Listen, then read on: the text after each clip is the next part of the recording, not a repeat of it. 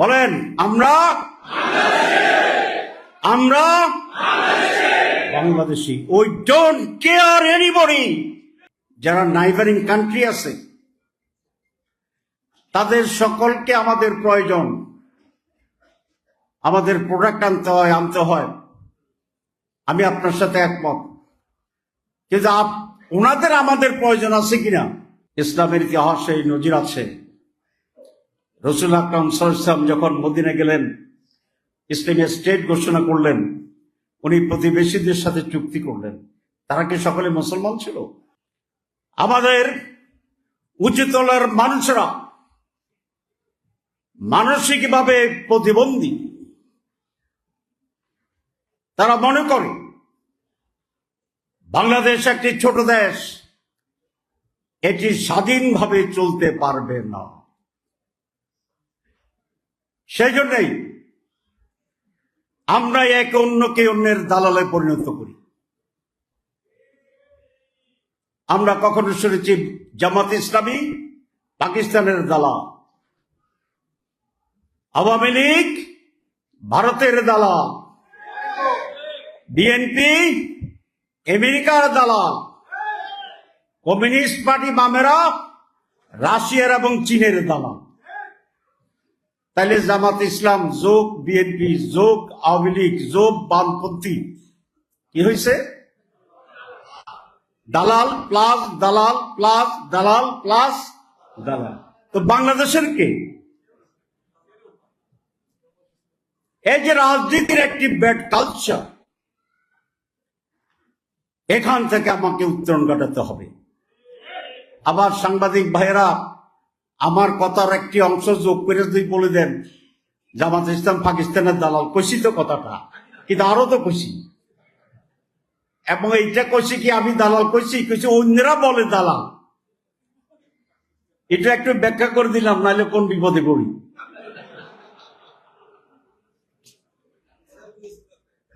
আমরা বাংলাদেশি। বলেন আমরা আমরা Bangladeshi. We don't care anybody.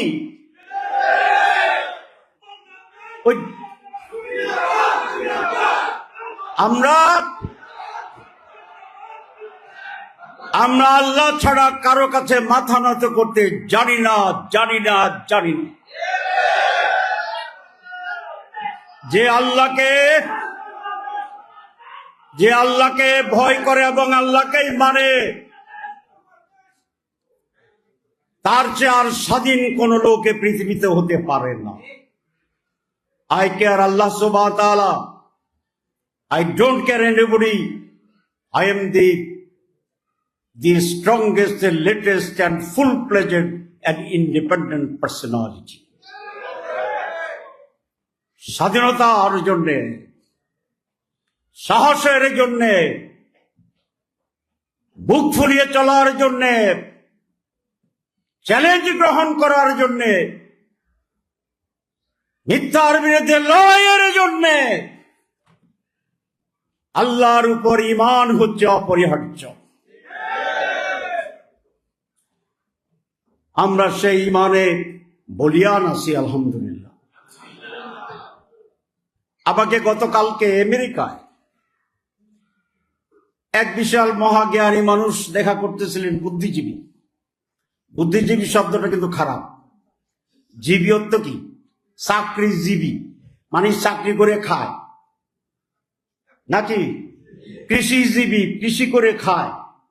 তো বুদ্ধিজীবী মানে বুদ্ধি বেচা খায়। এটা কি ভালো কথা? এগুলো তৈরি হয়েছে কেন? আমাদের দেশের কিছু ভিন্ন টাইপের মানুষের জন্য। বলে আপনারা যদি ক্ষমতায় আসেন তাহলে প্রতিবেশী রাষ্ট্র তো আপনাদেরকে পছন্দ করে না। তা বললেন যেটা আপনার কমেন্ট, আমি কিছু বলবো না।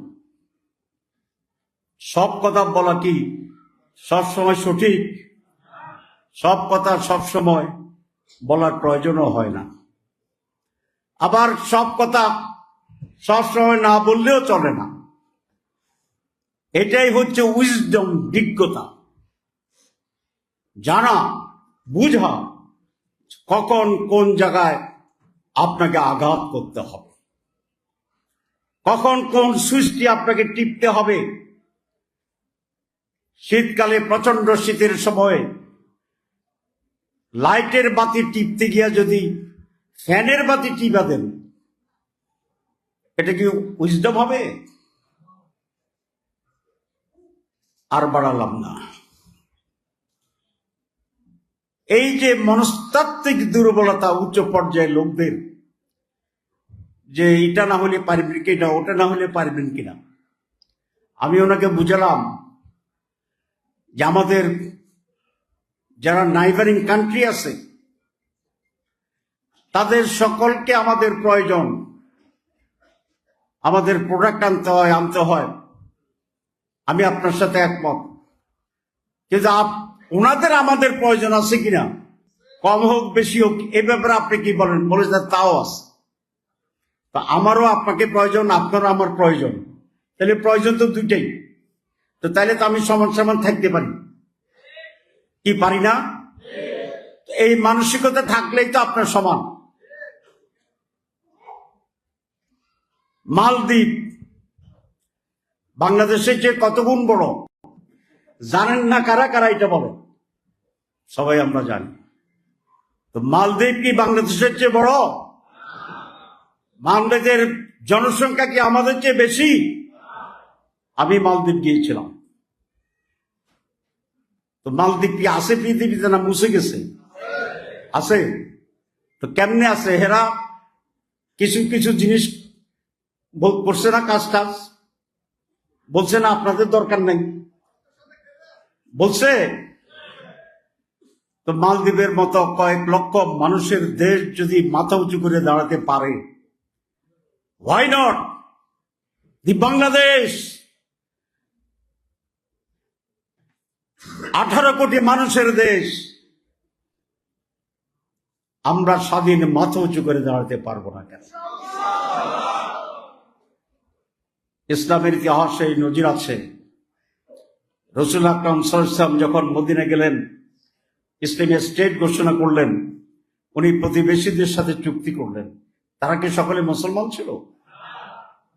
For the protection, security, regional security, তখনকার ইন্টারন্যাশনাল সিকিউরিটি, সেই সময় মদিনা রক্ষার জন্য আল্লাহ রাব্বুল আলামিন ও মুসলিম অনেক গোত্রের সাথে চুক্তি করেছিলেন। আমাদের সাথে এরকম মুসলিম দেশের চুক্তি হবে আমরা যদি ক্ষমতা যাই। আমাদের সাথে মুসলিম স্ট্র্যাটেজিক রাষ্ট্রগুলোর সাথে চুক্তি হবে। কেউ যদি আমাদের সামনে তাকায়, অনেক রাষ্ট্র শক্তি থাকবে যারা আমাদের দিকে তাকাবে, তারা সকলে ওদের দিকেও তাকাবে।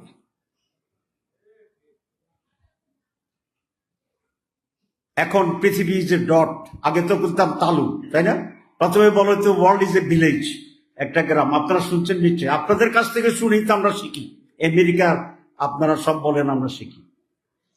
কি বলতেন? Village, global village. তারপরে বলো হয়তো এটাকে হাতের তালু, ইটস এ ফার্ম। ভিলেজ তো বড়, এখন হাতে এসে গেছে পৃথিবী।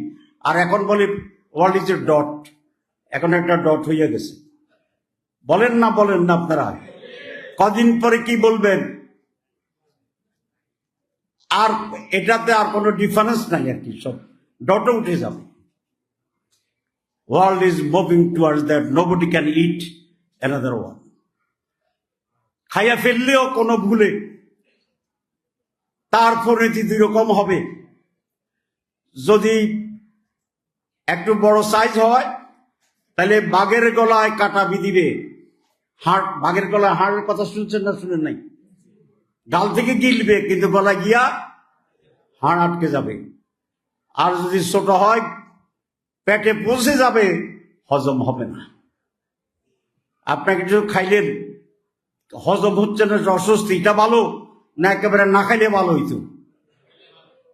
না খাইলে ভালো হইতো না খাইয়া পেটের ভিতরে বদহজম হইতেছে, কোনটা ভালো? ইনশাআল্লাহ খাইবে না, কারণ এটা এখন এটা পরিষ্কার হয়ে গেছে, খাইলে বদহজম হবে না, শুধু ডায়রিয়াও হবে। আমার কথা তো আপনারা নিশ্চয়ই বুঝছেন, কারণ আমি জ্ঞানী না হইলেও আপনাদের জ্ঞান ভিত্তিতে আমার অর্ধেক কথা আপনারা বুঝবেন। আপনারা তো জ্ঞানী, জ্ঞানীদের জন্য নাকি ইশারাই যথেষ্ট। আমি ভালো বলতে না পারলেও ইশারা দিতে পারতেছি কিনা, তাহলে জ্ঞানীদের জন্য ইশারা ইজ কাফি। তাহলে কথা পরিষ্কার, মিনিং ইজ পরিষ্কার, মেসেজ ইজ পরিষ্কার, ঠিক কিনা?